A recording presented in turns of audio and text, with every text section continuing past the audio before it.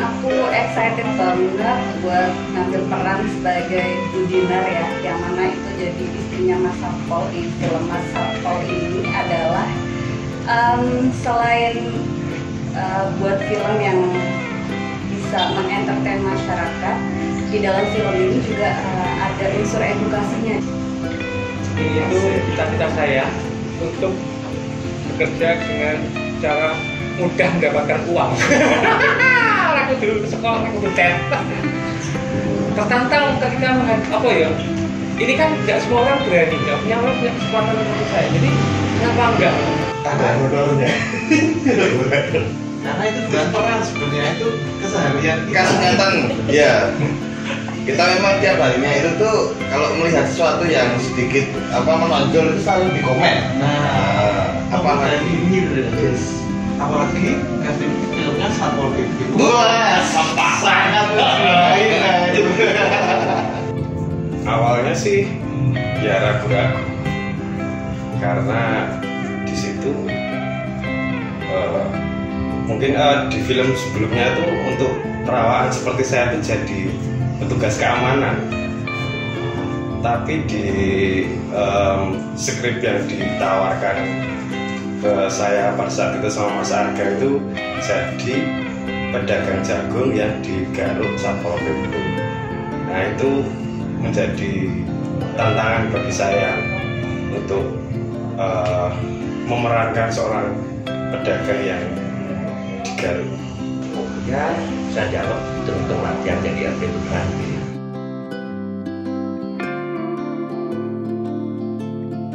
Itu walaupun munculnya cuma beberapa menit itu butuh kualitas acting yang maksimal, itu harus brosor-brosor di aspal. Untuk menghayati orang yang menderita itu memang dibutuhkan penghayatan. Jadi saya begitu lihat skripnya langsung, wah cocok nih. Mendalami peran sebagai istri Satpol PP karena memang basicnya aku juga bukan istri Satpol PP ya, dan biasanya juga kalau di luar lihat Satpol PP tuh kayak mas-masnya yang tadi tuh kayaknya kan garang, atau kadang-kadang orang-orang tuh kalau lihat Satpol PP pasti rasanya wah serem ya, pengen kabur aja gitu. Nah, tapi di sini aku bisa tahu ternyata memang kehidupan Satpol PP itu ya ada lucunya juga ya, normal aja kayak cowok-cowok yang lainnya lah. Ada lah latihan-latihan di rumah ya, tapi ya nggak perlu saya buka di sini ya, karena nanti orang tahu. Ya workshop acting lah. Yang jelas proses reading itu benar-benar ya walaupun pada saat itu skripnya memang udah lama dikasih sama Mas Arga, tapi itu cukuplah buat mendalami peran sebagai seorang pedagang yang digaruk di pinggir jalan, dan sempat juga jadi tontonan pengendara motor di situ. Setiap orang kan punya cerita sama Satpol. Aku pun pernah digaruk dulu. Cahaya anak muda ya, mabuk, wisro, kalau digaruk. Pasti nggak senang. Setiap orang yang merasa kesenangannya terganggu itu mesti nggak senang. Ya, apa sih yang berarti sama ini dulu, akhirnya ada kesempatan untuk mengenal lebih jauh apa sih yang harus dikerjakan oleh teman-teman Satpol dan kenapa mereka seperti itu, karena ternyata setelah saya ketahui semua itu sudah ada SOP-nya, sudah ada undang-undangnya, ada peraturannya gitu. Jadi ya juga ada aturannya ada di sini. Gimana? Ya cuma lihat aja sih gimana selama ini kayak figur-figur RT di lingkungan yang orang-orang yang menyenangkan dan menyebalkan gitu kan, kita belajar dari situ aja sih.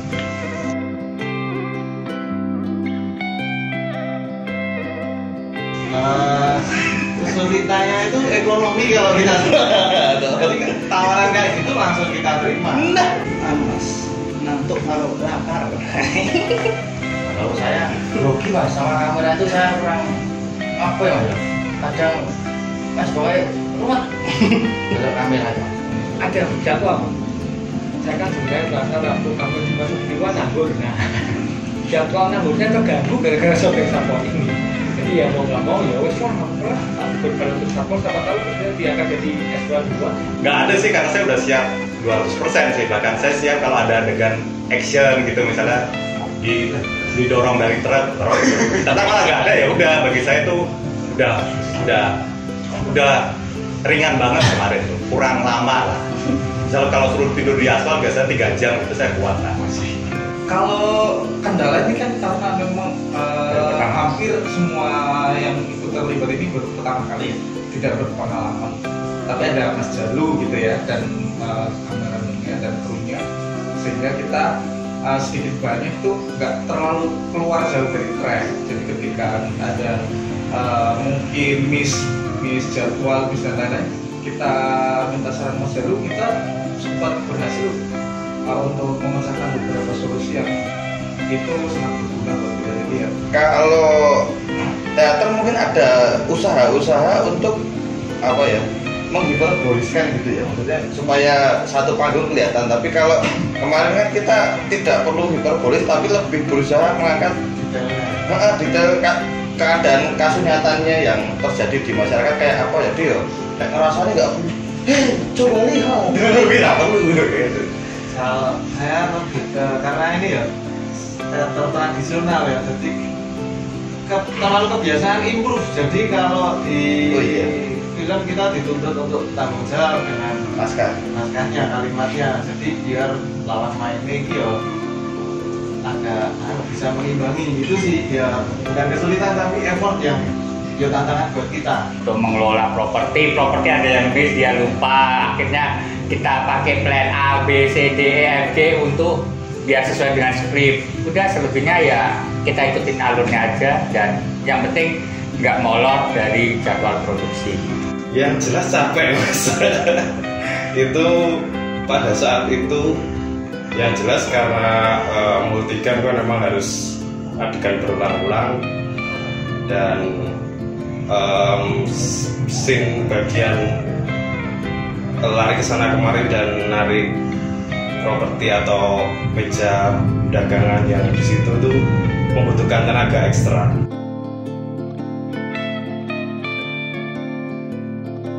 Nabrak tukang becak itu yang paling Parah, kan pawai ini belum mas, dan itu juga yang saya kelihatan di kamera cuma itu.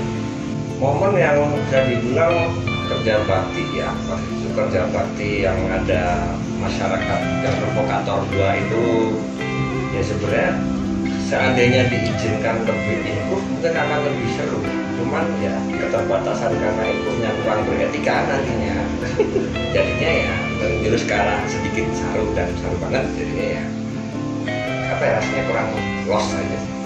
Kalau dia sama istri dulu, dia tuh berpasangan sama seorang yang belum pernah ketemu sama sekali, baru ketemu di hari itu. Tapi kita kayak cocok, kita tuh kayak jodoh di film gitu loh.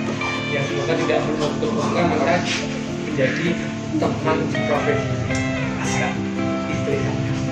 Scene yang paling diingat tuh mungkin krunya juga udah pada hafal semuanya. Kemarin ada scene yang benar-benar diulang-ulang beberapa kali karena bukan karena nggak hafal dialog dan sebagainya, tapi scene dimana aku ngasih nasihat, ngasih advice ke Mas Satpol, yang mana Mas Ali tuh orangnya kocak banget ya. Jadi aku sendiri mau ngasih nasihat dan pasang muka yang serius ke Mas Ali, adanya cuma ngakak doang jadinya. Jadi benar-benar di sini tuh ngulang-ngulang karena kita ketawa terus. Itu sih yang momen yang paling gak terlupakan.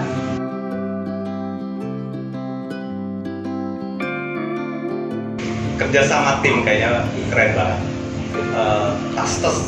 Timnya itu kecil tapi kerjanya cepat dan saling mendukung, baik yang dari Bapak Satpol PP, kemudian timnya dari Santoso Menyenangkan, ada juga dari timnya Mas Jalu ya. Itu kerjanya asik sampai malam sekalipun nggak ada yang merasa panas. Nggak malam ya kan panas. Suka mas, karena krunya juga bagus, teman-teman kerjasamanya bagus, dan pokoknya mantap untuk acara syuting kemarin. Kalau saya pengalaman sih pertama mas, yang paling pertama, terus ya, grogi-groginya sedikit. berhadapan langsung sama Mas Ali Jabang Bayi yang secara jam terbangnya udah terbang tinggi banget, dan saya yang baru anak kemarin sore jelas membutuhkan mental yang lebih. Kesannya nek saya ini sih akhirnya yo kalau keseluruhan ya saya setelah akhirnya kenal dengan karakter Satpol PP, dan itu pun apa ya, karakter Satpol PP kan dalam film ini sudah diangkat. Nah itu baru kenal sebenarnya Satpol PP itu seperti apa. Karena setahu kita kan Satpol PP ya monokai, ninggalan monokai, makanya kita ketika menerima tawaran jadi pemuda ini sangat semangat karena sepis tulisanmu ya udah kaitan sedikit lah istilahnya. Excited luar biasa ya, karena ini kasih pengalaman tersendiri juga buat aku, dan untungnya yang berperan di dalam film ini semua menyenangkan. Mungkin kalau orangnya tidak terlalu baru, cuma pekerjaannya ini baru ya. Kita sebagai apa kru dalam sebuah film ini memang baru dengan orang-orang yang sebenarnya nggak terlalu lama, tapi ternyata kita setelah di sini kita menemui setelah beberapa kali ketemu rasanya malah jadi kayak keluarga. Ya. Ada kalanya ketika break syuting seminggu, karena rasanya kok nggak syuting ini malah kangen gitu ya. Iya gitu. Jadi ya mengalir lah, dan akhirnya ya kita menemukan sama.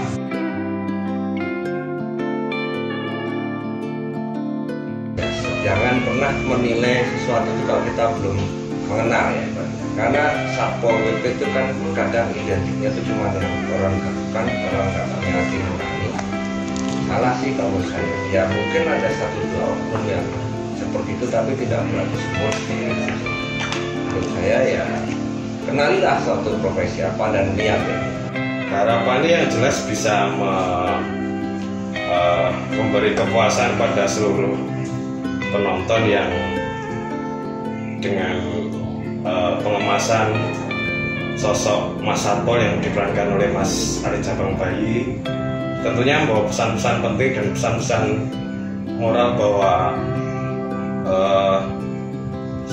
Satpol PP yang ada di sekitar kita selama ini kadang tidak terlihat oleh masyarakat.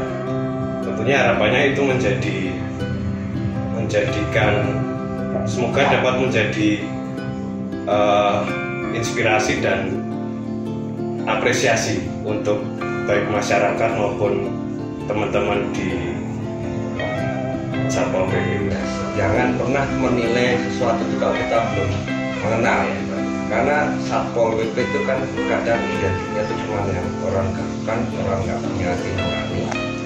Salah sih kalau saya, ya mungkin ada satu dua oknum yang seperti itu, tapi tidak berarti semua.